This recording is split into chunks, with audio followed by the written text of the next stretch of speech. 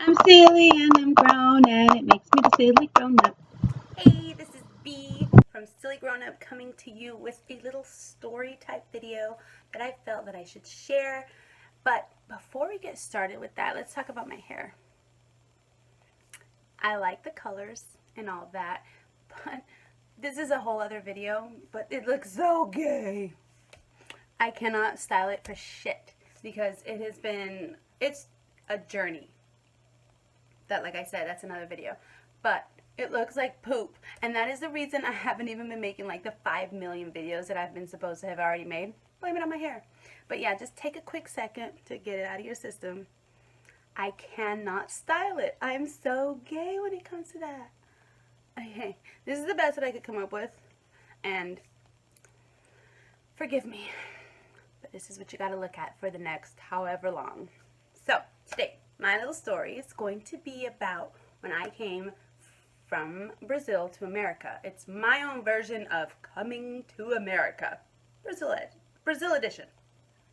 All right, so this is also my recount of what happened. I was 8 years old, and I have a horrible memory. Okay, now that doesn't mean that these things didn't happen. It's just that this is exactly how I remember them, and I'm not 100% sure that it's exactly the truth. But okay, if you know any better, like if you were there, because there's gonna be a couple people that were there, let me know that no, especially you, Tat and Fab, my sisters. If this is not what happened, tell me. I mean, I'm not lying. It's just how I remember it happening. Anyways, so here's the thing. My mom got married, and ugh, and now we were all planning to come to America. Now, when you're an 8-year-old child, and if you come from another third world country, you hear my account. I heard that America was like pristine, beautiful, the land of opportunity. There's gold everywhere. You walk down these streets and you see these manicured lawns where the flowers were so beautiful they practically sang to you. And when you go and sniff them, a little bird comes and gives you a kiss. And the only problem was if you try and take one, the alarms would go off, the police would come, you were done. Like, that's what I heard.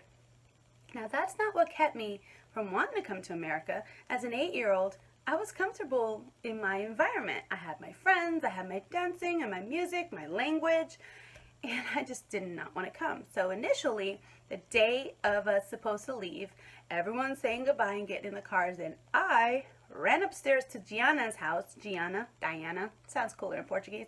Anyways, I ran up to her house and I hid. Actually, now that I think about it, it wasn't Gianna.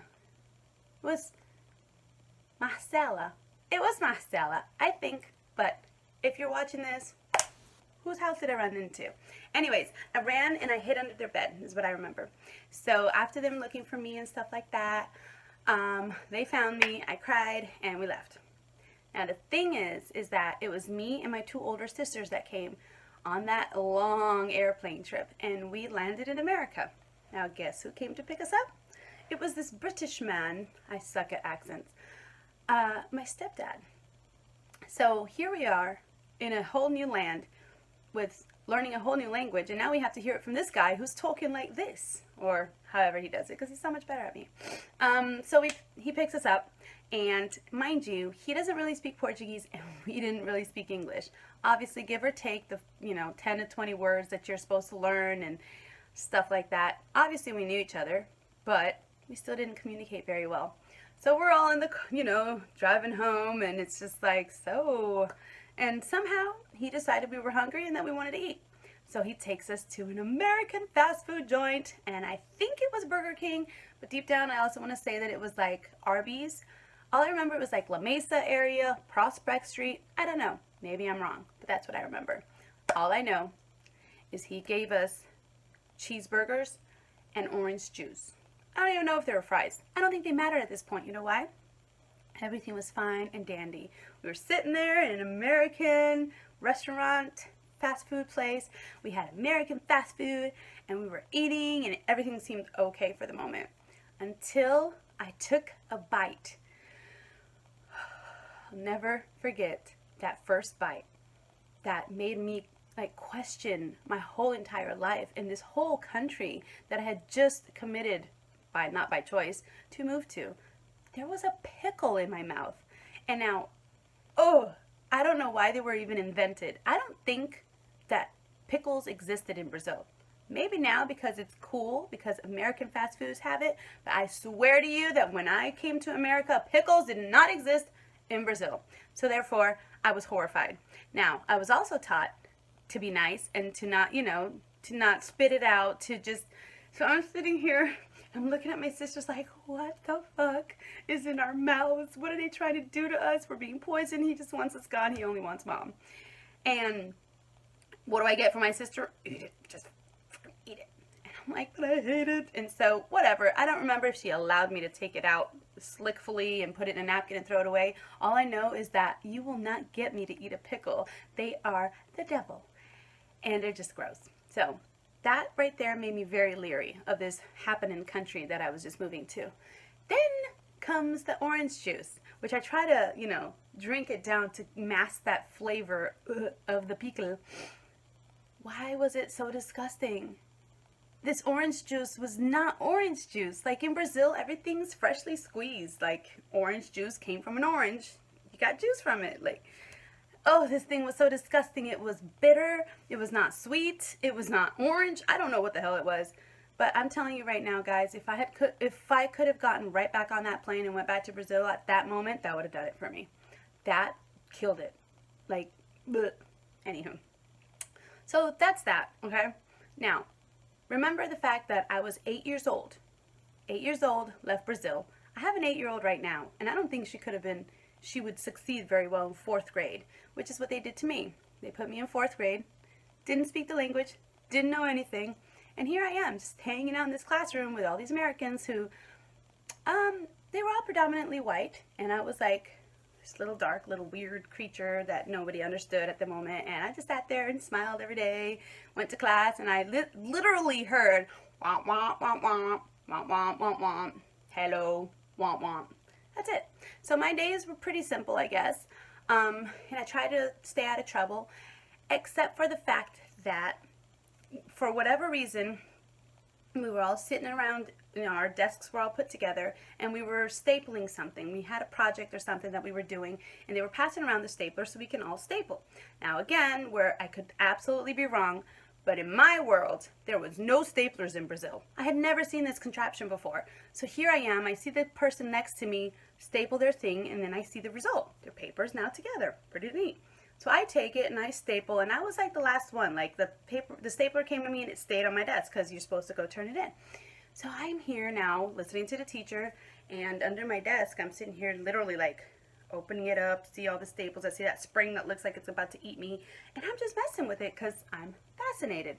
So long story short, I stapled my finger. It didn't go all the way through, but it was enough to where I was sitting there like, and the kid next to me was like, hey, you okay? And then I was like, me. So yeah, that was very embarrassing. I had to go to the nurse, and then they were like, you can't staple your finger, it's for paper. And I'm like, I know. That was a memory I won't forget. Now, looking back at this next memory, I think it was actually so cute and funny. But look how innocent I was. So again, here we are, back in the classroom, back to womp womp womp. And I'm sitting next to this kid who I think it was Jonathan Enos. You remember Jonathan? I don't remember 100%. I just pretty much think it is, whatever. Anyway, so we're now sitting in like individualized desks that you have to push next to each other or whatever, and they're always moving the desks around. That was half the work. Just moving your desks around. I didn't talk. I just smiled, so I don't know. Anyway. Oh, this hair. I gotta stop looking at it. This is ridiculous. Anyway, so this is the next one. We get there. They're passing around a piece of paper. The kid next to me, Jonathan, he's like, here, gives me a piece of paper. Here, gives me a pencil, because I have no clue what's going on. And so I'm like, yeah, I'm doing this. I got a piece of paper, got a pencil. What? And then I start hearing the teacher saying, blah, blah. And then the kids put their heads down. Then they look back up. Blah, blah. So I'm like, okay, God, everybody else knows what's going on. So I'm like, I'm going to see what he's doing. And so I started doing what he was doing.